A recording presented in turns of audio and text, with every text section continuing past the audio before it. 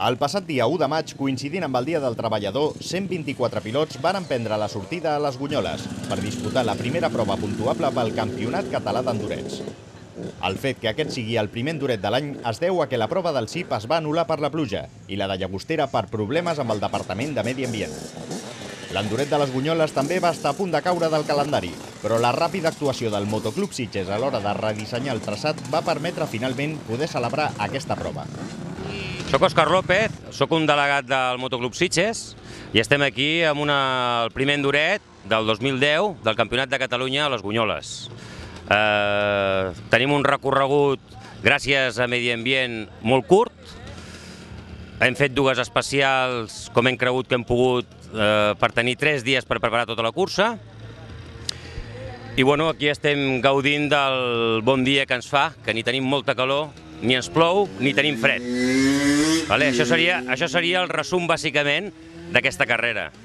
Aprofitant l'avinentesa, m'agradaria recalcar a tots els públics, sobretot a la gent que no coneix tot aquest mundillo, que tenim aquí a Catalunya els principals campions del món amb totes les categories de motociclisme, no només amb circuits de velocitat, sinó també en muntanya, raids, trial, enduro, i desgraciadament, per tots nosaltres i tots els que ens agrada aquest esport, no podem practicar-lo. És un esport amb el qual estem federats quasi 4.000 pilots, és un mundillo molt maco i no podem practicar-lo perquè som il·legals, desgraciadament. En altres llocs del món hi ha una sèrie de normatives, una sèrie de prohibicions, però quan es fa una cursa es permet. No és que es permeti tot, però sempre hi ha una mica més de mà.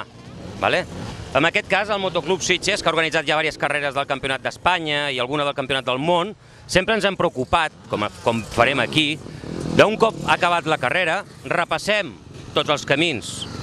Ens gastem molts diners en passar retros, màquines excavadores, d'abocar terres pels possibles surcos que pugui deixar la rodera d'una moto quedin un altre cop tapat. Tenim la gran sort que els pagesos, sobretot els pagesos i propietaris dels terrenys, no són com els polítics ni com la gent que ens ha d'autoritzar, sinó que estan encantadíssims que fem la cursa. Quan acaba la cursa se'ls arreglen els camins per entrar a casa seva. És curiós. No sé, és que seria molt llarg d'explicar tot això. Moltes gràcies i bon dia a tothom. Les categories en joc a l'enduret Les Gunyoles van ser iniciació, alabí, 85 centímetres cúbics, oberta, fèmines i clàssiques.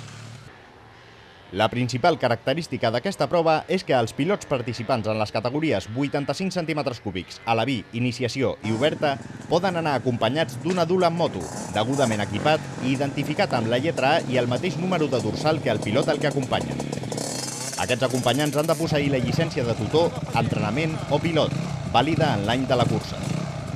Aquest fet pretén ajudar a aquells pilots que s'inicien en aquest esport perquè no es sentin sols durant el transcurs de la prova i perquè rebin, en cas de necessitar-la, ajuda o assessorament dels seus acompanyants, que, per altra banda, en la majoria de casos es tracta dels propis pares.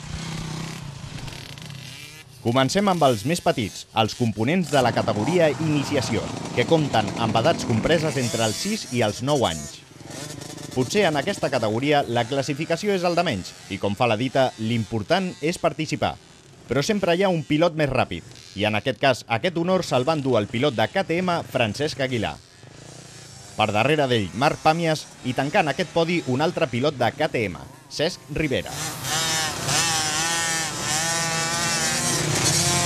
Pugem d'edat i anem als pilots d'entre 8 i 11 anys que estan encabits a la categoria Aleví.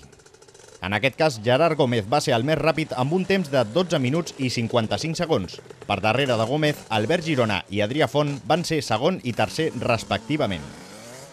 Els components de la categoria de 85 centímetres cúbics eren els únics que havien disputat una prova, concretament l'endurada de Constantí, deixant aquesta prova com a líder a Josep García Muntanya, que va tornar a vèncer les Gunyoles amb la seva Kawasaki quedant a 33 segons de Miquel Pujol, que va ser segon tan sols 4 segons per davant del tercer classificat, que en aquest cas va ser el pilot de KTM, Simeó Ubach.